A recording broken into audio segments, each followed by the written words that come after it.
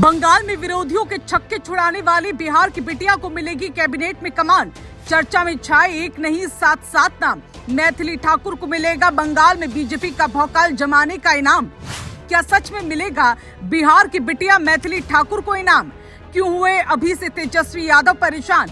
एक रिपोर्ट ने बढ़ाई बिहार से दिल्ली तक हलचल, बड़ी दिग्गज नेताओं की देखकर टेंशन।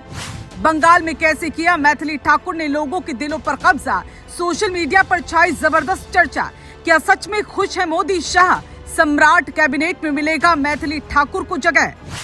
वो कहते हैं ना, सब्र का फल बहुत मीठा होता है और जब ऊपर वाला देता है तो छप्पड़ फाड़ कर देता है। कुछ ऐसा ही हुआ इस वक्त बिहार की बिटिया मैथिली ठाकुर के साथ, जिनको बंगाल के रण में बीजेपी का भौकाल जमाने का ऐसा इनाम मिलने जा रहा है जिसने विरोधियों के माथे पर चिंता की लकीरें खींच दी। क्योंकि जिस तरह बंगाल चुनाव में मैथिली ठाकुर ने मंच संभाला, भीड़ को जोड़ा और माहौल बनाया, उसने सियासी गलियारों में एक नई चर्चा को जन्म दे दिया।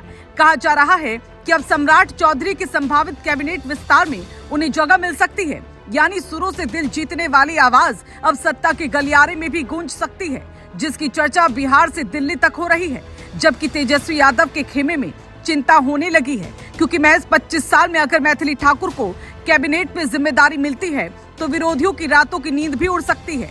हालांकि मैथिली ठाकुर ही नहीं, कई और नाम भी इसमें आगे बताए जा रहे हैं, जिसके बारे में सब कुछ आपको इस वीडियो में बताते हैं। दरअसल बिहार में मई के पहले हफ्ते में कैबिनेट विस्तार की चर्चा तेज है। सूत्रों के मुताबिक बंगाल चुनाव के नतीजों के बाद इस पर अंतिम फैसला लिया जा सकता है। इसी बीच जिन नामों की चर्चा हो रही है उनमें जेडीयू से श्रवण कुमार, अशोक चौधरी, लेसी सिंह, मदन सहनी, जमा खान और सुनील कुमार शामिल बताए जा रहे हैं। वहीं बीजेपी कोटे से विजय कुमार सिन्हा, मंगल पांडे, राम कृपाल यादव, दिलीप जायसवाल, श्रेयसी सिंह, लखेंद्र पासवान, रमा निषाद, प्रमोद कुमार चंद्रवंशी, अरुण शंकर प्रसाद और संजय सिंह टाइगर जैसे नाम चर्चा में हैं। सहयोगी दलों से संतोष कुमार सुमन, संजय पासवान, संजय कुमार सिंह और दीपक प्रकाश के नाम भी सामने आ रहे हैं। इन्हीं चर्चाओं के बीच मैथिली ठाकुर का नाम जुड़ना सबसे ज्यादा चौंकाने वाला बन गया। राजनीतिक तौर पर भले वो नहीं हो, लेकिन जनसंपर्क और भीड़ खींचने की ताकत ने उन्हें एक अलग पहचान दे दी है। यही वजह है कि पार्टी के अंदर भी अब उनके रोल को लेकर मंथन शुरू हो गया। बंगाल में मैथिली ठाकुर का जो अंदाज दिखा वो पारंपरिक राजनीति से बिल्कुल अलग था। जहां नेता भाषण दे रहे थे, वहीं मैथिली अपने गीतों और सादगी से लोगों को जोड़ रही थी। यही उनका सबसे बड़ा हथियार बन गया। सोशल मीडिया पर उनके वीडियो तेजी से वायरल हुए, भीड़ उमड़ी और माहौल बना। अब यही कहा जा रहा है कि इस सॉफ्ट पावर का फायदा पार्टी को मिला और यही वजह है कि उन्हें इनाम देने की चर्चा शुरू हो गई है। हालांकि दूसरी तरफ सियासी समीकरण भी उतने ही अहम है।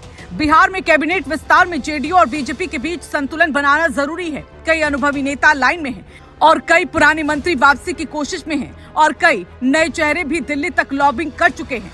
ऐसे में मैथिली ठाकुर का नाम आना खुद में एक बड़ा संकेत है कि पार्टी अब पारंपरिक राजनीति से हटकर नए चेहरों पर दाव लगा सकती है। यही से राजनीति और दिलचस्प हो जाती है, क्योंकि विपक्ष खासकर तेजस्वी यादव की नजर भी इस पूरे घटनाक्रम पर है। अगर मैथिली ठाकुर जैसे नए चेहरे को कैबिनेट में जगह मिलती है तो ये सीधा मैसेज होगा कि बीजेपी और एनडीए अब युवा, महिला और सांस्कृतिक कनेक्ट वाले चेहरों को आगे ला रही है। यानी मुकाबला सिर्फ जाति और समीकरण का नहीं रहेगा, बल्कि इमोशनल कनेक्ट और पब्लिक अपील भी बड़ा फैक्टर बनेगा। अब सवाल यही है कि क्या सच में मैथिली ठाकुर को मिलेगा लाल बत्ती का इनाम, या ये सिर्फ सियासी चर्चा है?